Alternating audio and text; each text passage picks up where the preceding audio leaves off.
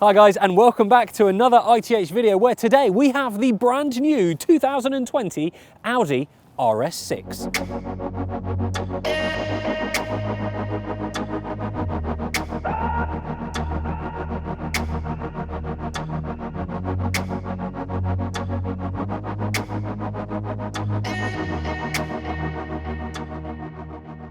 So let's have a look at the styling of the brand new Audi RS6. Now there are only three things in common with this and its younger brother, the A6. That is the boot, the roof, and the front doors. Everything else on this car is specific to the RS model. Now, as we look at the front, it's aggressive, wide and aggressive. You've got the honeycomb grille that you'll find on a lot of the RS models with this awesome little vent underneath the bonnet. As we come round, RS6 logo, very important when you see one of these in a car park. I mean, it's quite obvious what it is, to be honest, but that just makes sure that people that don't know. These are LED matrix laser headlights, and what's even cooler is there's a little sticker inside the bonnet to basically say, do not look directly into the beam of the light because there's a laser in there. Now, as we come down here, we've got these side vents, but I can't really call them vents because they don't go anywhere. They are fake vents, but there is a reason for that. Audi put this thing in a wind tunnel, and basically they found that this doesn't do anything if it's open. It actually disrupts the air around the car, so they blocked it off.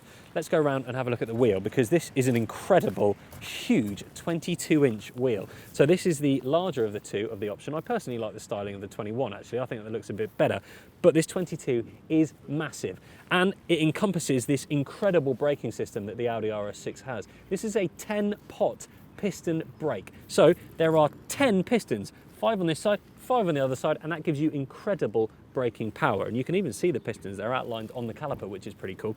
As we come down, these are the, obviously, side mirrors. These come in 3 different flavors. You can either have them in black, silver, or color-coded with the car. No cost option, which is nice of Audi to include that. Front door, relevant because it's only the front door, as I said, the roof and the boot that it shares in common with the A6. And that is because as we come down, this rear door has to arch out just like the front and the rear of this because it is 4 centimeters wider than the A6. 4 centimeters wider. It also rides 20 millimeters lower, and if you go over, I think it's about 72 miles an hour, it goes down even further. Let me show you the back. Welcome to the back of the new RS6, and the first thing I want to mention is this. This looks awesome. This is the new kind of flowing splitter design that they've got on the back. And what I really love is it encompasses this, the new Audi RS6 exhaust system, which we'll hear in a little while, but it's massive. I mean, that is huge. If you look right into it, you'll see the little flaps that obviously open for when you put it in dynamic, but that is a massive oval exhaust that they've put on this car. I think the general look of this is just a fantastic rear of a vehicle, really. What's lovely is that it is just so wide. So inside the rear of the RS6, as you'd expect, it's rather a large boot in terms of capacity, 565 litres. That is with the seats up, so quite a bit of room. It's 1,680 litres with the rear seats down. This isn't quite the same room as you'd get in, say, maybe an E-Class estate. There's a little bit more room in an E-Class estate, but I think for your average family, there is more than enough in here. I can tell you right now, it's really comfortable. I love the back of these. What I really like about the RS seats in the front is that they have these little grooves here which just seem to work with your feet. So if you are a little bit taller, like my co-host Timothy, who would need these, you can just, I don't know, you just feel like you've got a little bit more room. This is in my normal seating position in the front, so about 5'10" on a good day, and I've got plenty of room in the back. Loads and loads of headroom as well. Lots of nice bits you'd expect in the back of an RS car.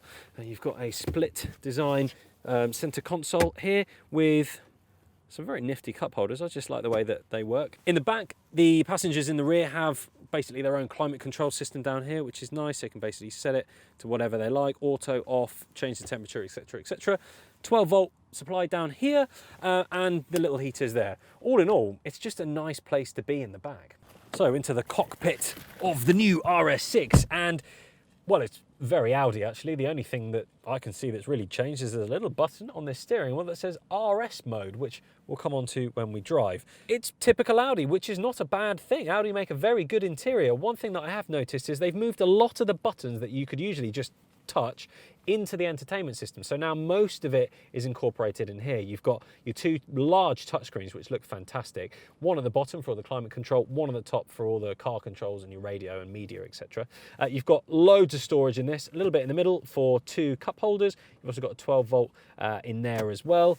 The standard Audi kind of gear selector that you'd expect with the handbrake and the automatic hold function here. In the middle, place to charge your wireless mobile. Also a little bit next to that as well, you've got two USB ports, an SD card and a SIM card reader in there if you want to enable the onboard telephone. Plenty of space in the door bins, not as big as some of them, but it's enough. In terms of what you're looking at as a driver, it's your typical virtual cockpit, but something that they've changed on the RS6 is the round dial that you used to get with many of the RS models. They've changed to this kind of fighter pilot upside down L, which I think I rather like the dial, if I'm being honest. It's okay, it does it. But the main thing about this car is the numbers. Let's talk about what's under that bonnet.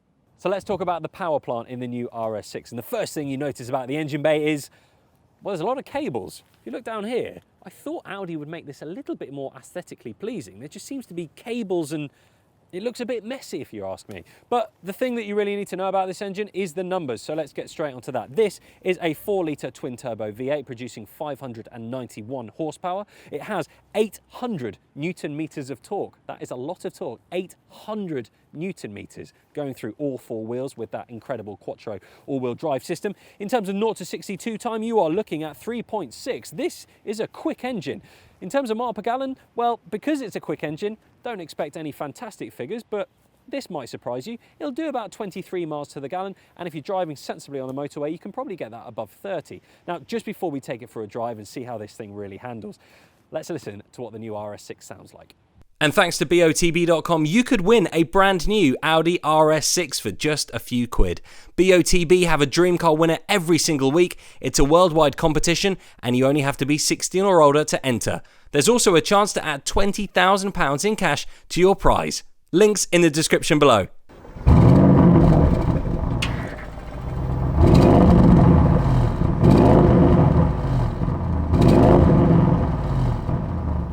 So first thing you notice about the RS6 when driving it is how comfortable it is.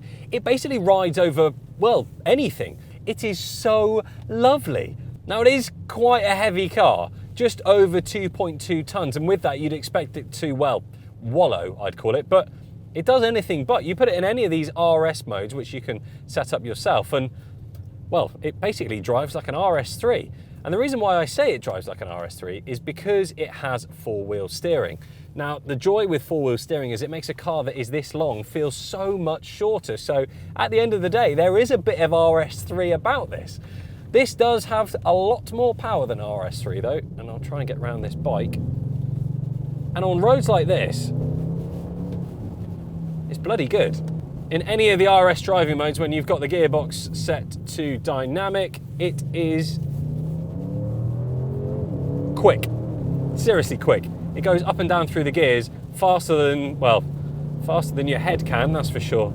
And it covers ground at a huge amount of pace. It does feel very planted. All the gadgets obviously keeping you on the road, and the Quattro all-wheel drive system is absolutely fantastic, as it is in all of the Audi cars. So we smash through some of the puddles here. What's amazing about this is it is a daily driver, but it is so easy to drive and it feels so safe. We do, though, have to talk about this RS mode button down here, because that's when things get a little bit more interesting. So if I just come to a halt here, if you push the RS mode, you get two RS modes. You get RS mode 1 and RS mode 2. When you put it into RS mode, if you then go into the computer, you can go into car settings, and then you have the option over here on the right for RS1 and RS2. If you click the little pencil next to it, you can basically, just like you would on individual back in the day on the older RS6, you can go through and select the different drive systems, suspension, steering, engine sound, Quattro with sport differential. How would you like that? Comfortable, balanced, or dynamic? Well, I mean, what tend to people do is they set RS1 as to, you know, a slightly fast road setup, and then RS2 is all singing, all dancing, everything in dynamic, or pronounced as you could have with the engine sound. And that does really bring this car to life. It goes from being very subtle over the bumps to feeling a bit more like a race car, a bit more like an RS car. And, well, when you can do something like this,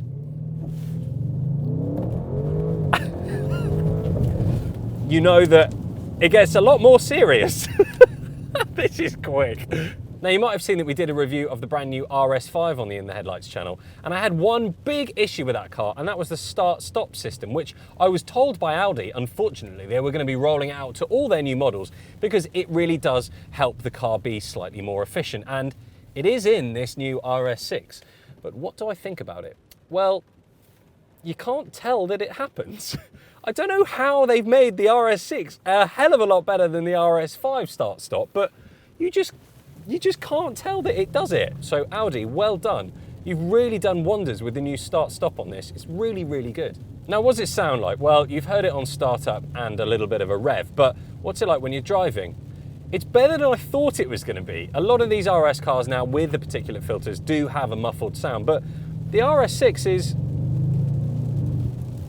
it's got this proper meaty growl and rumble to it, and I like it.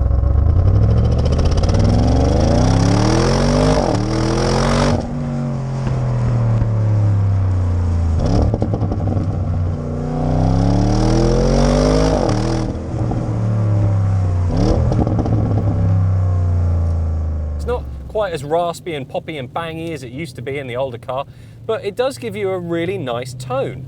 They've done well with it, and you've seen how big the exhaust pipes are at the back. The tails on this thing are massive. You can nearly fit your head in it.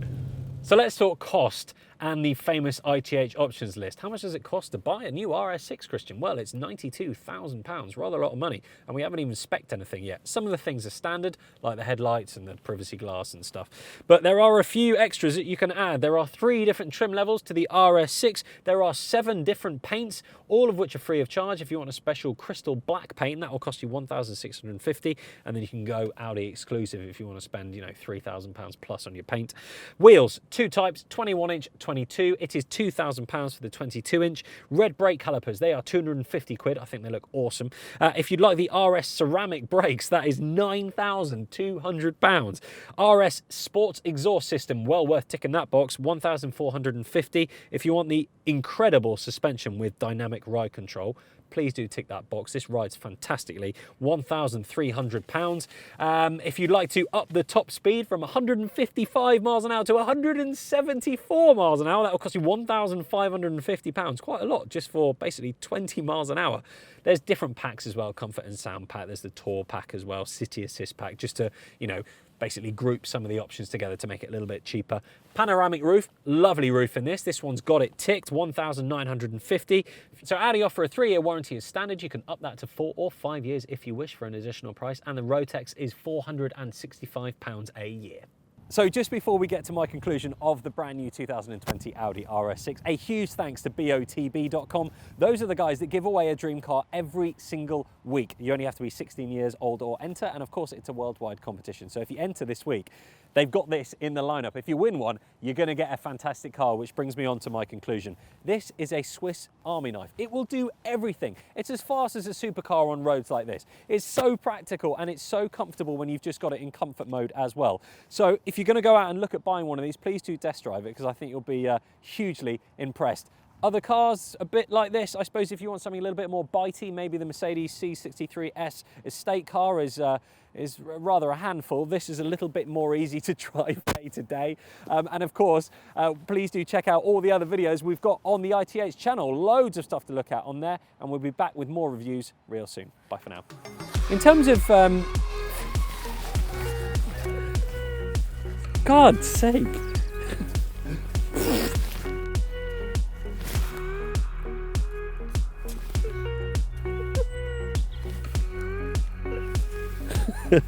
Right, ready?